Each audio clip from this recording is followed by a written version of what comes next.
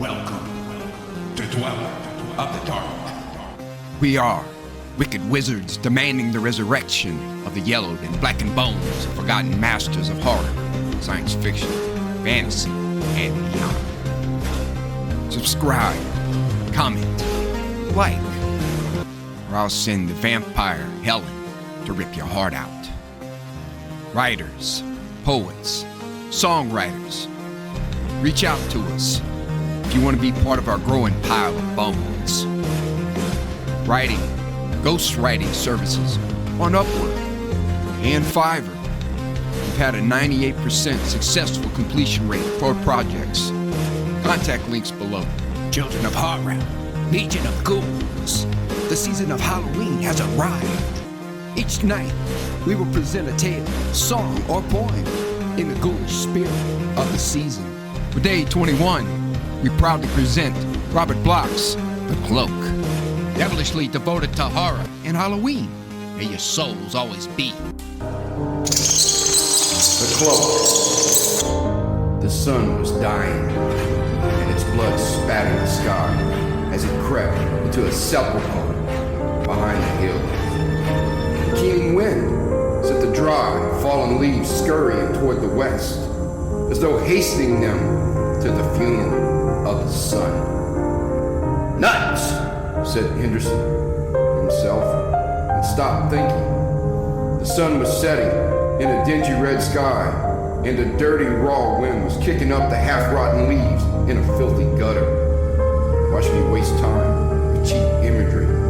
"Nuts!" said Henderson again. It was probably a mood evoked by the day, he mused. After all, this was the sunset of Halloween. Tonight was the dreaded All Hallows Eve, when spirits walked and skulls cried out from their graves beneath the earth. Either that, or tonight was just another rotten, cold fall day. Henderson sighed. There was a time, he reflected, when the coming of this night meant something. A dark Europe, groaning in superstitious fear, dedicated this eve to the grinning unknown. A million doors had once been barred against the evil visitants. A million prayers mumbled, a million candles lit. There was something majestic about the idea, Henderson reflected. Life had been an adventure in those times, and men walked in terror of what the next turn of a midnight road might bring. They had lived in a world of demons and ghouls and elementals who sought their souls, and by heaven, in those days, a man's soul meant something. This new skepticism had taken a profound meaning away from life. Men no longer revered their souls. "Nuts!" said Henderson again, quite automatically. There was something crude and 20th century about the coarse expression which always checked his introspective flights of fancy. The voice in his brain that said "nuts" took the place of humanity to Henderson. Common humanity, which would echo the same sentiment upon hearing his secret thoughts. So, now Henderson uttered the word and endeavored to forget problems and purple patches alike. He was walking down the street at sunset to buy a costume for the masquerade party tonight, and he had much better concentrate on finding the costumers before it closed than waste his time daydreaming about Halloween. His eyes searched the darkening shadows of the dingy buildings lining the narrow thoroughfare. Once again, he peered at the address he had scribbled down after finding it in the phone book. Why the devil didn't they light up the shops when it got dark? He couldn't make out numbers. This was a poor, run-down neighborhood, but after all, abruptly, Henderson spied the place across the street and started over. He passed the window and glanced in. The last rays of the sun slanted over the top of the building across the way and fell directly on the window and its display. Henderson drew a sharp intake of breath. He was staring at a costumer's window, not looking through a fissure into hell. Then why was it all red fire lighting the grinning visages of fiends. Sunset, Henderson muttered aloud. Of course it was, and the faces were merely clever masks, such as would be displayed in this sort of place. Still, it gave the imaginative man a start. He opened the door and entered. The place was dark and still. There was a smell of loneliness in the air. The smell that haunts all places long undisturbed. Tombs and graves in deep woods and caverns in the earth and nuts. What the devil was wrong with him anyway? Henderson smiled apologetically at the empty darkness. This was the smell of the costumer's shop, and it carried him back to college days of amateur theatricals. Henderson had known this smell of mothballs, decayed furs, grease paint, and oils. He had played amateur Hamlet, and in his hands he had held a smirking skull that hid all knowledge in its empty eyes. A skull from the costumers. Well, here he was again, and the skull gave him the idea. After all, Halloween night it was. Certainly, in this mood of his, he didn't want to go as a Raja, or a Turk, or a pirate. They all did that. Why not go as a fiend, or a warlock, or a werewolf? He could see Lindstrom's face when he walked into the elegant penthouse wearing rags of some sort. The fellow would have a fit, with his society crowd wearing their expensive Elsa Maxwell takeoffs. Henderson didn't greatly care for Lindstrom's sophisticated friends anyway. A gang of amateur knoll cowards and horsey women wearing harnesses of jewels. Why not carry out the spirit of Halloween and go as a monster? Henderson stood there in the dusk, waiting for someone to turn on the lights, come out from the back room, and serve him. After a minute or so, he grew impatient and rapped shortly on the counter. "Say in there, service!" Silence, and a shuffling noise from the rear, then an unpleasant noise to hear in the gloom. There was a banging from the downstairs, and then the heavy clump of footsteps. Suddenly Henderson gasped. A black bulk was rising from the floor. It was, of course, only the opening of the trapdoor from the basement. A man shuffled behind the counter, carrying a lamp. In that light, his eyes blinked drowsily. The man's yellowish face crinkled into a smile. "I was sleeping, I'm afraid," said the man softly. "Can I serve you, sir?" "I was looking for a Halloween costume." "Oh, yes. And what was it you had in mind?" The voice was weary, infinitely weary. The eyes continued to blink in the flabby yellow face. "Nothing unusual, I'm afraid. You see, I rather fancy some sort of monster get-up for a party. Don't suppose you carry anything in that line?" "I could show you masks." "No, I meant werewolf outfits. Something of the sort. More of the authentic." "So, the authentic?" "Yes. Why this old dunce stress the word?" "I might. Yes, I might have just the thing for you, sir." The eyes blinked, but the thin mouth pursed in a smile. "Just the thing for Halloween." "What's that?" "Have you ever considered the possibility of being a vampire?" "Like Dracula?" "Ah, yes, I suppose. Dracula." "Not a bad idea. Do you think I'm the type for that, though?" The man appraised him with that tight smile. "Vampires are of all types. I understand. You would do nicely." "Hardly a compliment," Henderson chuckled. "But why not? What's the outfit?" "Outfit? Merely evening clothes, what you wear. I will furnish you with the authentic cloak. Just a cloak? Is that all? Just a cloak. But it is worn like a shroud. It is shroud cloth, you know. Wait, I'll get it for you. The shuffling feet carried the man into the rear of the shop again. Down the trapdoor entrance he went, and Henderson waited. There was more banging, and presently the old man reappeared carrying the cloak. He was shaking dust from it in the darkness. Here it is, the genuine cloak. Genuine? Allow me to adjust it for you. It will work wonders, I'm sure. The cold, heavy cloth hung draped about Henderson's shoulders. The faint odor rose mustily in his nostrils as he stepped back and surveyed himself in the mirror. The lamp was poor, but Henderson saw that the cloak effected a striking transformation in his appearance. His long face seemed thinner.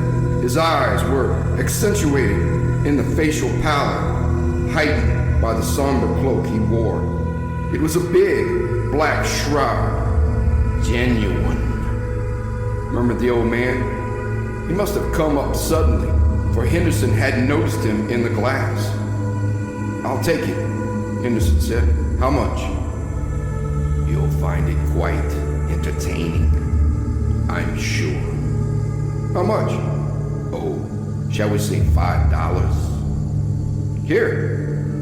The old man took the money, blinking, and drew the cloak from Henderson's shoulders. When it slid away, he felt suddenly warm again. It must be cold in the basement. The cloth was icy. The old man wrapped the garment, smiling, and handed it over. I'll have it back tomorrow, Henderson promised. No need. You purchased it. It is yours. But I am leaving business shortly.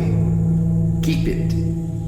You will find more use for it than I, surely. But a pleasant evening to you.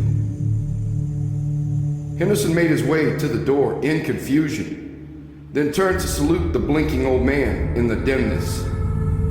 Two eyes were burning at him from across the counter.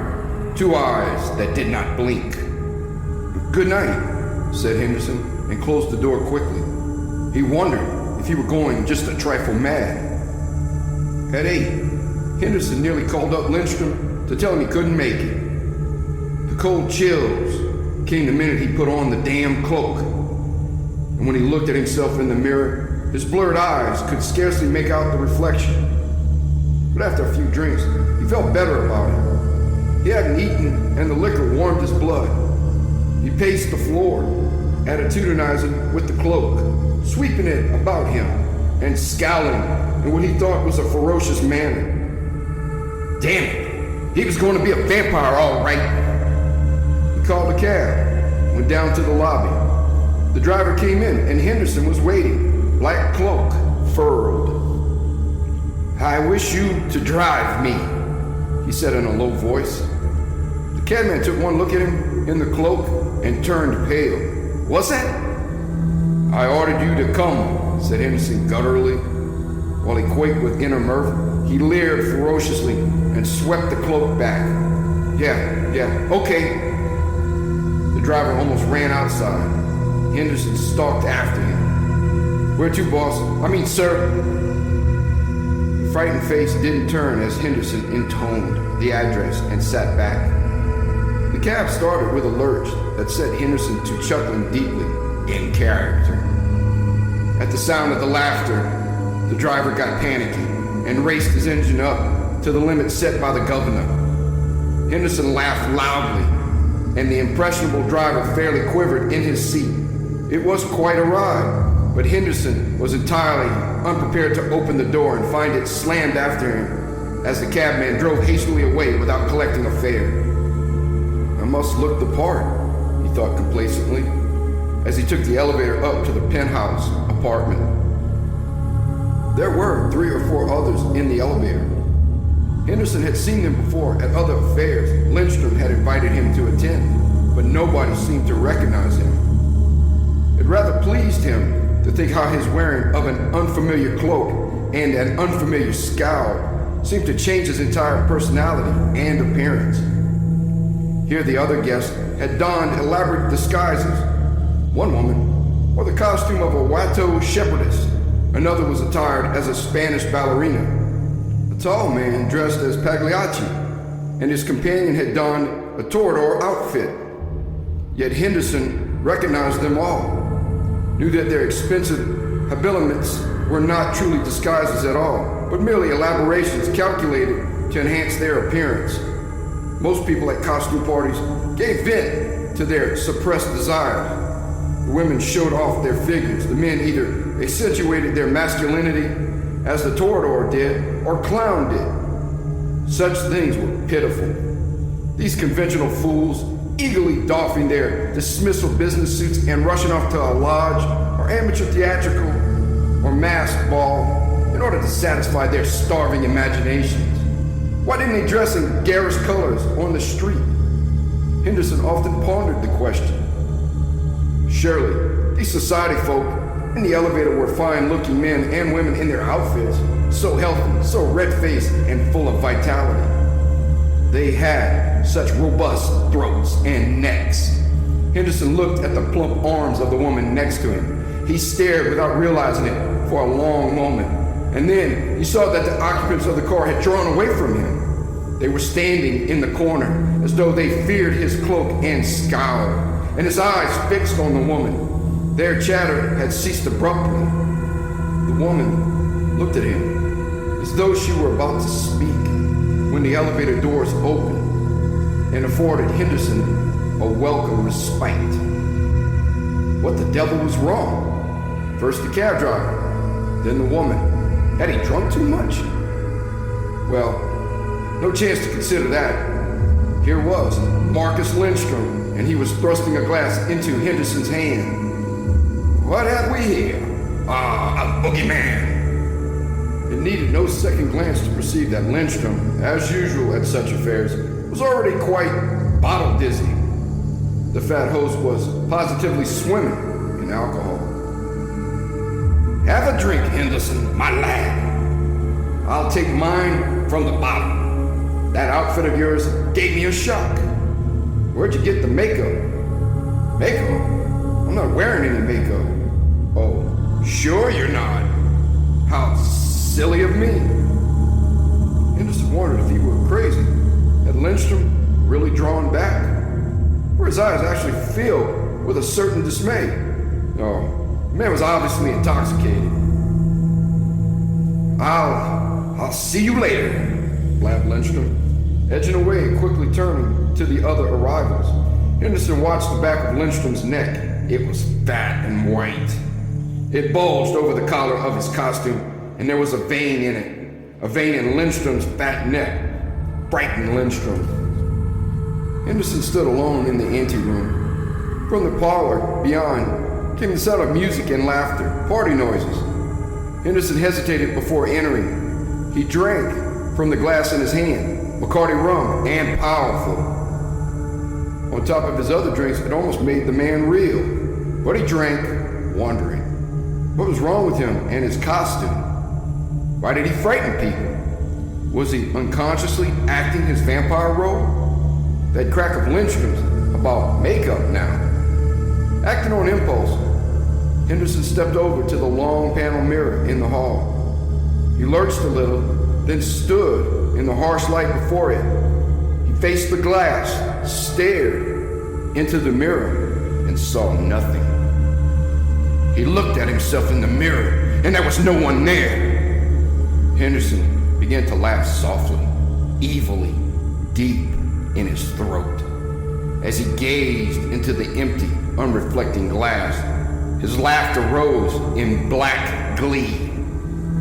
I'm drunk, he whispered. I must be drunk. Mirror in my apartment made me blurred. Now I'm so far gone, I can't see straight. Sure, I'm drunk. Been acting ridiculously, scaring people. Now I'm seeing hallucinations. Or not seeing them, rather. Visions? Angels? His voice lowered. Sure. Angels. Standing right in back of me now. Hello, angel. Hello? Henderson whirled. There she stood, in the dark cloak, her hair a shimmering halo above her white, proud face. Her eyes celestial blue, and her lips infernal red. Are you real? Asked Henderson gently. Or am I a fool to believe in miracles? This miracle's name is Sheila Darling, and it would like to powder its nose if you please. Kindly use this mirror through the courtesy of Stephen Henderson, replied the cloaked man with a grin. He stepped back a ways, eyes intent. The girl turned her head and favored him with a slow, impish smile. Haven't you seen powder used before? She asked. Didn't know angels indulged in cosmetics, Henderson replied. But then there's a lot I don't know about angels. From now on, I shall make them a special study of mine. There's so much I want to find out. So you'll probably find me following you around with a notebook all evening. Notebooks for a vampire? Oh, but I'm a very intelligent vampire. Not one of those backwoods Transylvanian types. You'll find me charming, I'm sure. Yes, you look like the shore type, the girl mocked. But an angel and a vampire, that's a queer combination. We can reform one another, Henderson pointed out. Besides, I have a suspicion that there's a bit of the devil in you. That dark cloak over your angel costume, dark angel, you know. Instead of heaven, you might hail from my hometown. Henderson was flippant, but underneath his banter, cyclonic thoughts whirled. He recalled discussions in the past, cynical observations he had made and believed. Once, Henderson had declared that there was no such thing as love at first sight, save in books or plays, where such a dramatic device served to speed up action.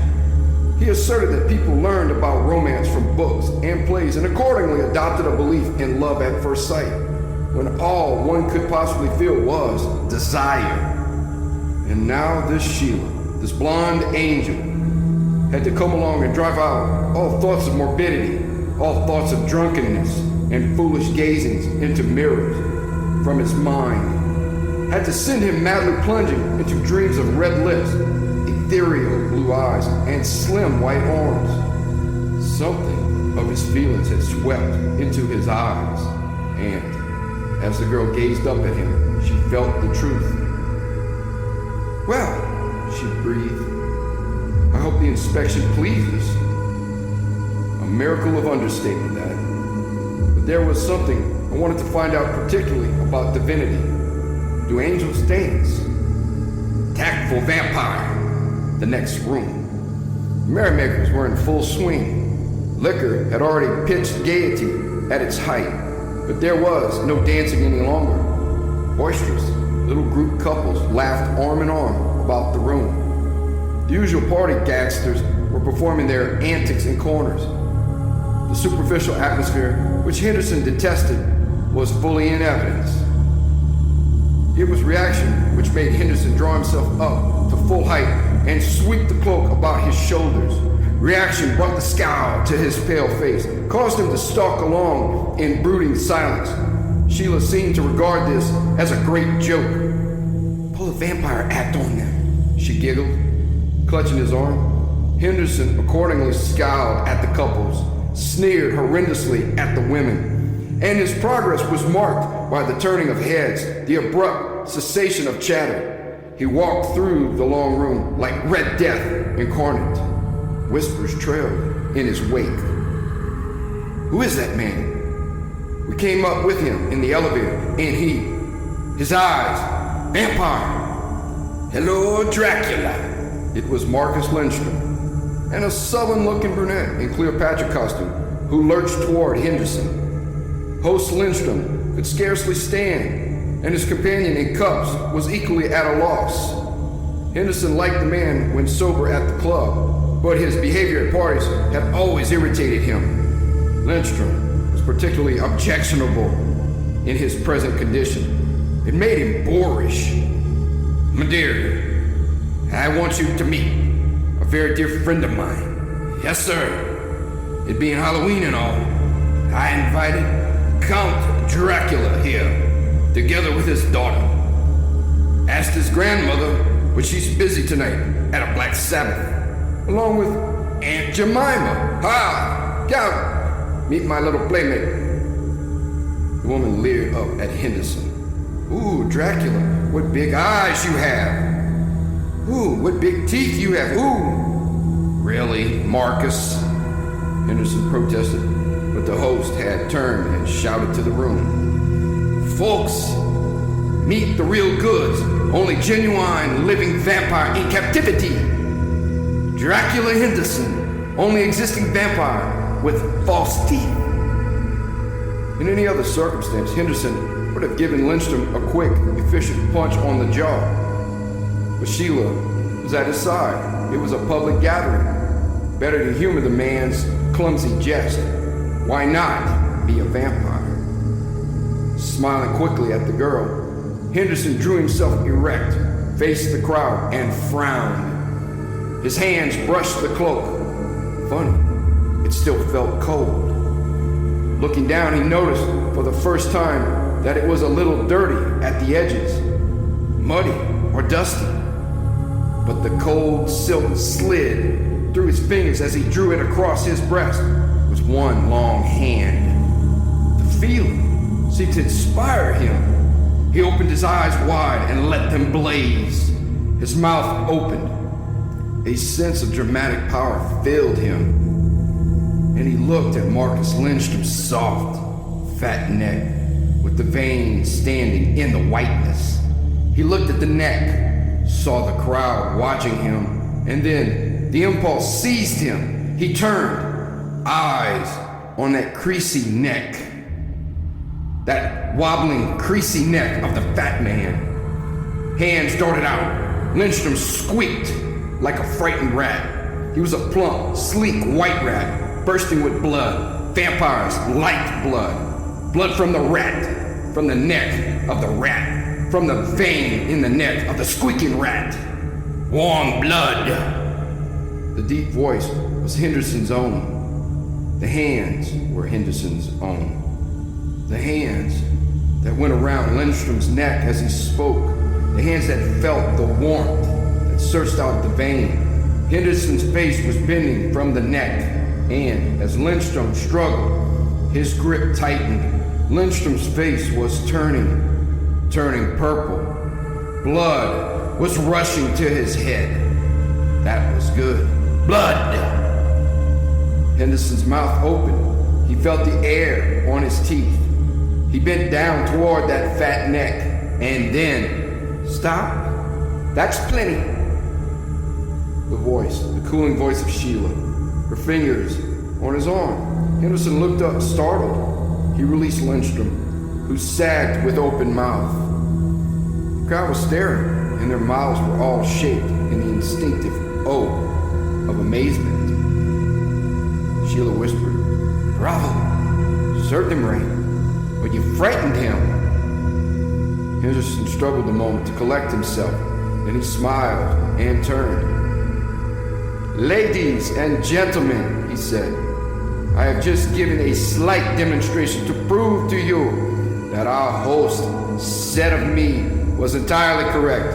I am a vampire. Now that you have been given fair warning, I'm sure you will be in no further danger. If there is a doctor in the house, I can, perhaps, arrange for a blood transfusion." The oaths relaxed, and laughter came from startled throats. Hysterical laughter, in part, then genuine. Henderson had carried it off. Marcus Lindstrom alone still stared, with eyes that held utter fear. He knew. And then the moment broke. For one of the gangsters ran into the room from the elevator. He had gone downstairs and borrowed the apron and cap of a newsboy. Now he raced through the crowd with a bundle of papers under his arm. Extra, extra, read all about it. Big Halloween horror, extra. Laughing guests purchased papers. A woman approached Sheila, and Henderson watched the girl walk away in a daze. "See you later," she called, and her glance sent fire through his veins. Still, he could not forget the terrible feeling that came over him when he had seized Lindstrom. Why? Automatically, he accepted a paper from the shouting pseudo-newsboy. "Big Halloween horror," he had shouted. What was that? Blurred eyes searched the paper. Then Henderson reeled back. That headline. It was an extra, after all. Henderson scanned the columns with mounting dread. Fire and costumers. Shortly after 8 p.m., firemen were summoned to the shop of flames beyond control, completely demolished. Damage estimated at, peculiarly enough, name of proprietor unknown. Skeleton found in. "No," gasped Henderson aloud. He reread that closely. The skeleton had been found in a box of earth in the cellar beneath the shop. The box was a coffin. There had been 2 other boxes, empty. The skeleton had been wrapped in a cloak, undamaged by the flames. And in the hastily pinned box, at the bottom of the column, were eyewitness comments, written up under scareheads of heavy black type. Neighbors had feared the place. Hungarian neighborhood, hints of vampirism, of strangers who entered the shop. One man spoke of a cult believed to have held meetings in the place. Superstition about things sold there. Love filters, outlandish charms, and weird disguises. Weird disguises. Vampires? Cloaks? His eyes! This is an authentic cloak. I will not be using this much longer. Keep it. Memories of these words screamed through Henderson's brain. He plunged out of the room and rushed to the panel mirror. A moment, then he flung one arm before his face to shield his eyes from the image that was not there. The missing reflection. Vampires have no reflections. No wonder he looked strange. No wonder arms and necks invited him. He had wanted Lindstrom. Good God! The cloak had done that. The dark cloak with the stains of earth, grave earth. The wearing of the cloak, the cold cloak, had given him the feelings of a true vampire. It was a garment, accursed, a thing that had lain on the body of one undead. The rusty stain along one sleeve was blood. Blood! It would be nice to see blood, to taste its warmth, its red light flowing. No, that was insane. He was drunk, crazy. Ah, my pale friend, the vampire. It was Sheila again. And above all horror rose the beating of Henderson's heart as he looked at her shining eyes, her warm mouth shaped in red invitation. Henderson felt a wave of warmth. He looked at her white throat rising above her dark, shimmering cloak, and another kind of warmth rose. Love, desire, and a hunger. She must have seen it in his eyes, for she did not flinch. Instead, her own gaze burned in return. Sheila loved him too. With an impulsive gesture, Henderson ripped the cloak from about his throat. The icy weight lifted. He was free. Somehow he hadn't wanted to take the cloak off, but he had to. It was a cursed thing, and in another minute, he might have taken the girl in his arms, taken her for a kiss, and remained too. But he dared not think of that. "Tired of masquerading?" she asked. With a similar gesture, she too removed her cloak and stood, revealed in the glory of her angel robe. The blonde, statuesque perfection forced a gasp to Henderson's throat. "Angel," he whispered. "Devil," she mocked. and suddenly they were embracing. Henderson had taken her cloak in his arm with his own. They stood with lips seeking rapture until Lindstrom and her group moved noisily into the anteroom. At the sight of Henderson, the fat host recoiled. "You," he whispered. "You are." "Just leaving," Henderson smiled, grasping the girl's arm. He drew her toward the empty elevator, the door shut on Lindstrom's pale, fear-filled face. "Where are we leaving?" Sheila whispered, snuggling against his shoulder. "We were, but not for Earth. We do not go down into my realm, but up into yours." "The garden roof?" "Exactly, my angelic one. I want to talk to you against the background of your own heavens. Kiss you amidst the clouds," and her lips found his as the car rose. Angel and devil, what a match! "I thought so too," the girl confessed. "Will our children have halos or horns?" "Both, I'm sure." They stepped out onto the deserted rooftop, and once again it was Halloween. Henderson felt it.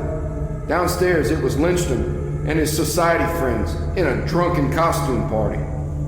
Here it was night, silence, gloom. No light, no music, no drinking, no chatter, which made one party identical with another. One night like all the rest. This night was individual here. The sky was not blue, but black. Clouds hung like the great beards of hovering giants, peering at the round orange globe of the moon. A cold wind blew from the sea and filled the air with tiny murmurings from afar. This was the sky that witches flew through to their Sabbath. This was the moon of wizardry, the sable silence of black prayers and whispered invocations. The clouds hid monstrous presences, shambling in summons from afar. It was Halloween. It was also quite cold. "Give me my cloak," Sheila whispered. Automatically, Henderson extended the garment, and the girl's body swirled under the dark splendor of the cloth. Her eyes burned up at Henderson with a call he could not resist. He kissed her, trembling. "You're cold," the girl said. "Put on your cloak." "Yes, Henderson," he thought to himself. "Put on your cloak while you stare at her throat. Then, the next time you kiss her, you will want her throat, and she will give it in love, and you will take it in hunger. Put it on, darling. I insist," the girl whispered. Her eyes were impatient, burning with an eagerness to match his own. Henderson trembled.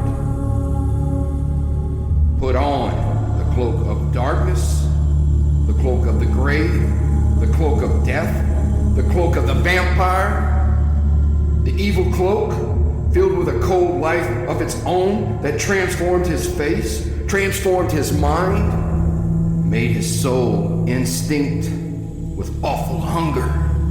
Here." The girl's slim arms were about him, pushing the cloak onto his shoulders. Her fingers brushed his neck caressingly as she linked the cloak about his throat. Henderson shivered. Then he felt it through him, that icy coldness turning to a more dreadful heat. He felt himself expand, felt the sneer cross his face. This was power! And the girl before him, her eyes taunting, inviting. He saw her ivory neck, her warm, slim neck waiting. It was waiting for him, for his lips, for his teeth. No, it couldn't be. He loved her. His love must conquer this madness. Yes, wear the cloak, defy its power, and take her in his arms as a man, not as a fiend. He must. It was the test. Sheila. Funny how his voice deepened. "Yes, dear. Sheila, I must tell you this." Her eyes so alert. "It would be easy," Sheila, please. You read the paper tonight? Yes. I got my cloak there. I can't explain it. You saw how I took Lindstrom. I wanted to go through with it. Do you understand me? I meant to bite him. Wearing this damnable thing makes me feel like one of those creatures. Why didn't her stare change? Why didn't she recoil in horror? Such trusting innocence. Didn't she understand? Why didn't she run? Any moment now, he might lose control. Seize her. I love you, Sheila. Believe that. I love you. I know. Her eyes gleamed in the moonlight. I want to test it. I want to kiss you wearing this cloak. I want to feel that my love is stronger than this thing. If I weaken, promise me you'll break away and run quickly. But don't misunderstand. I must face this feeling and fight it. I want my love for you to be that pure, that secure. Are you afraid? No. Still she stared at him, just as he stared at her throat. If she knew what was in his mind. You don't think I'm crazy. I went to this costumer's. He was a horrible little old man, and he gave me the cloak. Actually told me it was a real vampire's. I thought he was joking, but tonight I didn't see myself in the mirror, and I wanted Lindstrom's neck, and I want you. But I must test it. You're not crazy, I know. I'm not afraid. Then the girl's face mocked. Henderson summoned his strength. He bent forward, his impulses battling. For a moment, he stood there under the ghastly orange moon, and his face was twisted in struggle. And the girl lured. Her odd, incredibly red lips parted in a silvery, chuckly laugh as her white arms rose from the black cloak she wore to circle his neck gently. I know. I knew when I looked in the mirror. I knew you had a cloak like mine. Got yours where I got mine. Queerly, her lips seemed to elude his as he stood frozen for an instant of shock. Then he felt the icy hardness of her sharp little teeth on his throat. A strangely soothing